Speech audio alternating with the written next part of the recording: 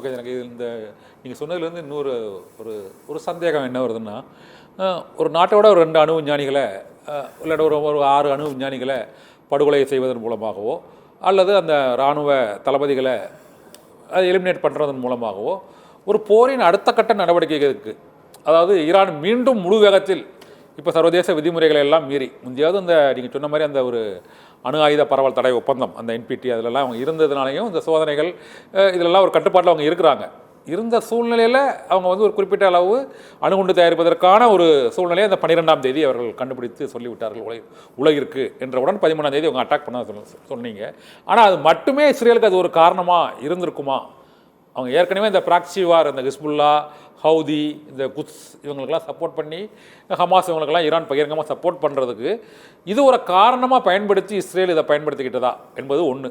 ரெண்டாவது, இப்போ வந்து ஈரானோட அந்த ஒரு ஒட்டுமொத்த அந்த நாட்டு மக்களுக்கே ஒரு இறையாண்மைக்கே ஒரு அச்சுறுத்தல் ஏற்படுத்தக்கூடிய வகையில் இஸ்ரேலோட அட்டாக்னால இந்த அணுகுண்டு தயாரிப்பது இந்த 6 விஞ்ஞானிகளோடு அழிந்து போய்விடுமா? அவர்கள் ஒருவேளை மீண்டும் முழுவீச்சில் தயாரித்து இந்த அணுகுண்டு தயாரித்து ஒரு அணு ஆயுத போருக்கான ஒரு சூழ்நிலை ஏற்படுமா அப்படிங்கிற ஒரு அச்சம், சந்தேகம் சர்வதேச சமூகத்தில் இருக்குது. இதுக்கான வாய்ப்பு இருக்குதா சார்? 2 கட்டமாக இதுக்கு வந்து பதில் நம்ம கொடுக்க வேண்டும். ஒரு கட்ட பதில் வந்து நீங்கள் சொன்ன மாதிரி ஈரான் வந்து இந்த ஒரு காரணத்துக்காக தான் ஈரானின் மீது இது தொடுக்கிறாங்களா அப்படின்னு சொல்லிட்டு. ஏன்னா ஈரானும் அமெரிக்காவும் வந்து இந்த அணு ஆயுத தடை ஒப்பந்தத்தை ஒபாமா 2015 போட்டுட்டார். 16 வந்ததுக்கப்புறம் ட்ரம்ப் வந்து அதை வித்ட்ரா பண்ணதுக்கப்புறம் ஈரான் மீது எல்லா தடைகளையும் அவர் விதிக்கின்றார். நீங்கள் எந்த விதமான பொருளாதார தடைகளை அவர் விதிக்கின்றார். அதுலேருந்து தான் ஈரான் வந்து தனிமைப்படுத்தப்பட்டது. 2016 20 வரைக்கும் அவர் இருந்த வரைக்கும் ஈரான் வந்து திருப்பியும் தனிமைப்படுத்தப்பட்டது. இப்போ ஈரான் மேலே திருப்பியும் வந்து அமெரிக்கா வந்து பேச்சுவார்த்தையை தொடங்கிவிட்டது. நேற்று வந்து பேச்சுவார்த்தை நடந்திருக்க வேண்டும். ஒமான் நாடு இந்த 2 நாடுகளையும் பேச்சுவார்த்தைக்கு அழைத்தது. இஸ்ரேலையும் அமெரிக்காவையும் அழைத்தது, ஈரானையும் அமெரிக்காவையும் அழைத்தது. ஆனால் அது வந்து நேற்று வந்து அந்த மீட்டிங் நடைபெறவில்லை. ஏன்னா அதுக்கு முன்னாடி இந்த போர் ஆரம்பித்து விட்டதுனால, ஈரான் சொல்லிடுச்சு இந்த போர் ஆரம்பித்து விட்டதுனால இனிமேல் அமெரிக்கா வந்து இஸ்ரேலுக்கு வந்து சப்போர்ட் பண்ணக்கூடாது, அவங்க நம்ம பேச்சுவார்த்தையை அவங்க வந்து நடக்க விடாமல் பண்ணிட்டாங்க அப்படின்ற ஒரு காரணத்தை அவர்கள் வைத்தார்கள். இதை தவிர அக்டோபர் 7, 2023 அங்கே ஹமாஸ் மேலே தாக்குதல் நடத்துது. அந்த ஹமாஸ் தாக்குதல் இது வரைக்கும் 60,000 பேர் இறந்துட்டாங்க. அதில் 10,000 குழந்தைகளுக்கு மேலே இறந்து விட்டார்கள் இன்றைக்கி காசால். அப்போ வந்து ஹமாஸை உள்ளே பூந்து அடிக்கிறாங்க.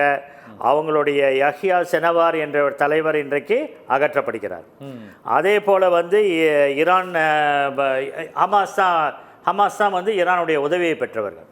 அதே போல் இன்னொரு உதவி பெற்ற குழு தான் வந்து ஹெஸ்புல்லாவில் வந்து நஸ்ருல்லாவை வந்து அடிக்கிறாங்க.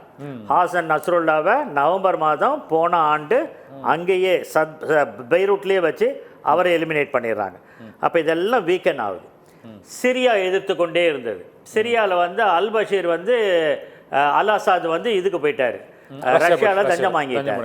அதனால் சிரியாவும் இப்போ இவங்களுக்கு ஆதரவான ஒரு நாடாக அல்லது ரெசிஸ்டன்ஸ் கொடுக்காத ஒரு நாடாக இருக்கின்றது.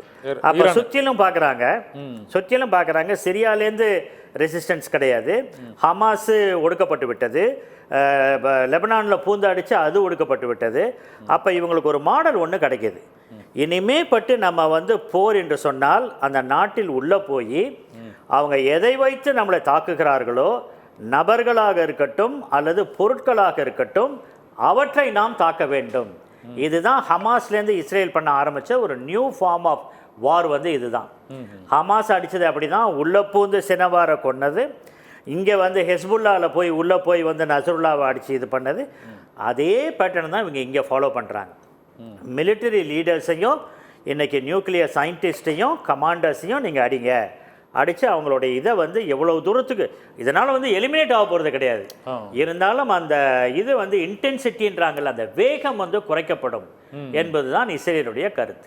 அதன் அடிப்படையாக வைத்து தான் இப்போது இந்த போரை அவர்கள் நடத்துகிறார்கள். இருந்தாலும் இஸ்ரேல் நடத்தப்படி இந்த போர் நடக்கவில்லை. ஏன்னா ஈரான் என்பது வந்து மிகப்பெரிய நாடு. ஈரான் வந்து அதுவும் வந்து அந்த நாடு வந்து ஒரு படிக்காத நாடெல்லாம், படிக்காத மக்களை வைத்த நாடெல்லாம் இல்லை. அங்கேயும் நிறைய சயின்டிஸ்ட் இருக்காங்க, படித்தவங்க இருக்கிறாங்க. அது ஒரு முன்னேறிய நாடு. 1979 வரைக்கும் அது வந்து அமெரிக்காவை அப்படியே அச்சாக உறுத்தி வைத்த ஒரு நாடாக இருந்தது. அந்த ஷா ஆஃப் ஈரான் வந்து அமெரிக்காவை மாதிரி தான் ஈரானை உருவாக்கணும்னு நினச்சிட்டு இருந்தார். அதன் அடிப்படையில் தான் இந்த மதவாத குழுக்கள் வந்து அங்கே பெரிய அளவில் வந்து அந்த ஷா அந்த 1979 ஈரானியன் ரெவல்யூஷன்வாங்க. இந்த ஈரான் ரெவல்யூஷனில் அந்த ஷா வந்து தூக்கி எறியப்படுகின்றார். அந்த ஷா வந்து அமெரிக்காவில் தஞ்சம் கேட்டு அமெரிக்காவுக்கு போகிறார்.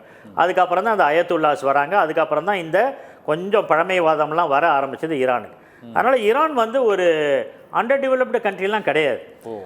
அதனால் வந்து அவங்களுடைய அதனால தான் நம்ம பார்க்குறோம் அவங்க எரிந்த மிசைல்ஸ், அவங்களுடைய ட்ரோன்ஸும் மிசைல்ஸும் இன்னைக்கு வந்து டெல் அவீவை பாதிச்சிருச்சுல்ல. அவங்க வந்து அயன் டோம்னு சொன்னாங்களா, அந்த அயன் டோமையும் பெனட்ரேட் பண்ணி உள்ளே போய் ஐடிஎஃப் என்று சொல்லக்கூடிய இஸ்ரேலிய டிஃபென்ஸ் ஃபோர்ஸஸ் ஹெட் குவார்ட்டர்ஸே போய் விழுந்துருச்சு. அந்த அளவுக்கு வந்து இன்னைக்கு இஸ்ரேல் வந்து வியக்கம் பண்ணணும், பயப்படும் பண்ணணும். இப்போ இஸ்ரேல் வந்து அமைதியை கோருகின்றது. ஈரான் சொல்லுது நாங்கள் இப்போ அமைதிக்கு வரமாட்டோம், இந்த போர் எவ்வளோ நாள் ஆனாலும் போட்டு பார்த்துருவோம் ரெண்டு பேரும் அப்படின்ற ஒரு நிலைப்பாடு தான் இப்போது ஈரான் எடுத்திருக்கின்றது. அதனால தான் அமெரிக்கா வந்து இப்போ மிகவும் உச்சகட்டத்தில் இந்த போரை முடிவுக்கு கொண்டு வருவதற்காக அமெரிக்கா மட்டுமல்ல மற்ற நாடுகளும் சேர்ந்து இரு நாடுகளிடமும் பேச்சுவார்த்தை நடத்தி கொண்டிருக்கிறார்கள்.